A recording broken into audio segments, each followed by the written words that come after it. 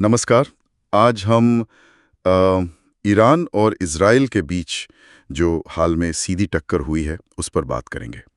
हमारे पास इस पर कई रिपोर्ट्स और एनालिसिस हैं, तो कोशिश रहेगी कि गहराई से समझें कि हुआ क्या, ये जो युद्ध विराम है ये कितना टिकेगा और इसका असर क्या पड़ रहा है।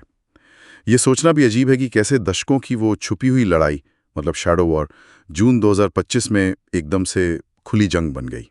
जी। तो सबसे ताज़ा खबर से शुरू करते हैं। 23 जून 2025 को ये बात आई कि अमेरिका के पूर्व राष्ट्रपति ट्रंप और कतर की कोशिशों से एक सीज फायर हुआ है। हाँ, और ट्रंप ने तो इसे पूर्ण और समग्र युद्ध विराम कहा था, 24 घंटे में लागू होने वाला। लेकिन क्या ये टिक पाया? खबरें तो कुछ और ही कह रही हैं। बिल्कुल नहीं। मतलब जैसी घोषणा हुई, कुछ ही घंटों में दोनों तरफ से आरोप प्रत्यारोप शुरू हो गए कि हमले जारी हैं। रिपोर्ट्स थीं कि इजरायली मंत्री काट्स ने तेहरान पर हमले जारी रखने को कहा और अमेरिकी सूत्रों ने भी कहा कि ईरान ने भी सीज फायर के बाद मिसाइलें दागी। तो शांति तो बहुत ही नाजुक है। हाँ, नाजुक तो है। और ये समझने के लिए कि हम यहाँ तक पहुँचे कैसे, थोड़ा पीछे देखना होगा। जैसा हमने कहा, ये सीधी लड़ाई दशकों के अप्रत्यक्ष संघर्ष के बाद आई है। 1979 की क्रांति के बाद से ही एक तरह का कोल्ड वॉर चल रहा था इनके बीच। जी बिल्कुल। साइबर हमले होते थे, हत्याएं होती थी खुफिया तरीके से। और प्रॉक्सी का इस्तेमाल तो था ही। हमास, हिजबुल्ला, इनके जरिए लड़ाई चलती थी। हाँ। लेकिन अक्टूबर 2024 में लगता है कुछ बदला। हाँ। वो ईरान का ऑपरेशन ट्रू प्रॉमिस टू। हाँ, उसके बारे में बताएं थोड़ा। उसमें ईरान ने करीब 180 से 200 बैलिस्टिक मिसाइलें और ड्रोन सीधी इजराइल पर दागे। ये ईरान का इजराइल पर अब तक का सबसे बड़ा सीधा हमला था। नुकसान शायद उतना नहीं हुआ जितना हो सकता था, पर इसने एक तरह से लकीर खींच दी। और इजराइल ने भी जवाब दिया फिर। हाँ, उसी महीने ऑपरेशन डेज ऑफ रिपेंटेंस उन्होंने ईरान की मिसाइल फैक्ट्री और एयर डिफेंस को निशाना बनाया। तो वो एक तरह से आमने सामने की शुरुआत थी। और फिर आया जून 2025, जब ये पूरी तरह से खुलकर सामने आ गया।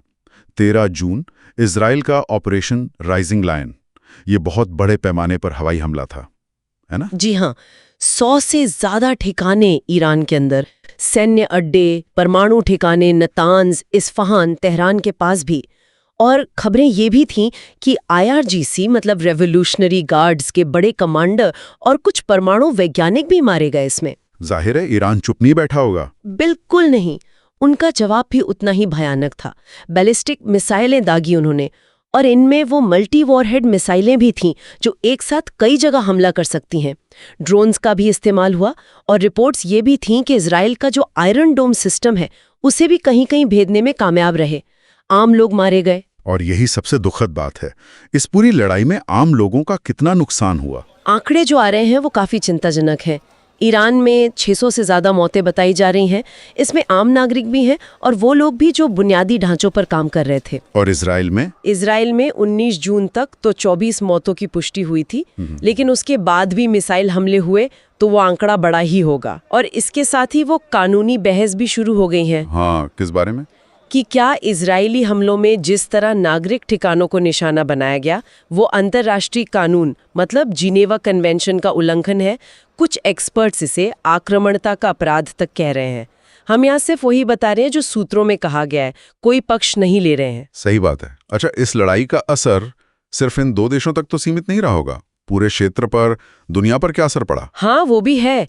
एक बात जो सामने आई वो ये कि ईरान के जो सहयोगी गुट हैं, हिजबुल्ला, हूती वगैरह, वो इस सीधी लड़ाई में उतने बड़े पैमाने पर शामिल नहीं हुए। अच्छा, क्यों? शायद पिछले संघर्षों में उन्हें काफी नुकसान हुआ था और अंदरूनी दबाव भी थे। कुछ लोग इसे प्रॉक्सी थकान कह रहे हैं। दिलचस्प है। और दुनिया भर में देखें तो तेल के दाम एकदम से बढ़ गए, हवाई यातायात पर असर पड़ा, खासकर जो फ्लाइट्स पश्चिमी एशिया के ऊपर से जाती हैं। भारत को भी इसमें दखल देना पड़ा, है ना? ऑपरेशन सिंधु। जी हाँ, ईरान में जो भारतीय नागरिक फंसे थे करीब 110, उन्हें निकालने के लिए भारत ने 18 जून को ऑपरेशन सिंधु चलाया। तो अब आगे क्या? ये युद्ध विराम कितना चलेगा? दांव पर क्या लगा है? देखिए, युद्ध विराम तो है, पर जैसा हमने कहा बहुत ही नाजुक, कभी भी टूट सकता है। अमेरिका की भूमिका अहम रहेगी। ट्रंप ने मध्यस्थता की तो शायद वो इसे और बढ़ने से रोकना चाहते हैं, पर आगे उनका रुख क्या रहता है ये देखना होगा। और रणनीतिक तौर पर लगता है कि इजराइल का मकसद ईरान की परमाणु और मिसाइल ताकत को कमजोर करना है और ईरान चाहेगा कि वो अपनी प्रतिरोधक क्षमता, अपनी ताकत फिर से कायम करे। नतीजा कुछ भी हो सकता है। हो सकता है ये लंबा खींचे, एक तरह का गतिरोध बना रहे, या फिर भगवान न करे ये एक बड़ी क्षेत्रीय जंग में बदल जाए, या फिर शायद कूटनीति से कोई रास्ता निकल आए। उम्मीद तो यही है। तो संक्षेप में कहें तो जून 2025 में हमने इजराइल और ईरान के बीच पहला सीधा हवाई युद्ध देखा। इजराइल के बड़े हमले राइजिंग लायन के जवाब में ईरान ने भी जोरदार पलटवार किया। फिलहाल एक तनाव भरा युद्ध विराम है, दोनों तरफ भारी नुकसान हुआ है और भू राजनीतिक और कानूनी चिंताएं काफी बढ़ गई हैं। जी, और यहाँ एक बड़ा सवाल खड़ा होता है आगे के लिए।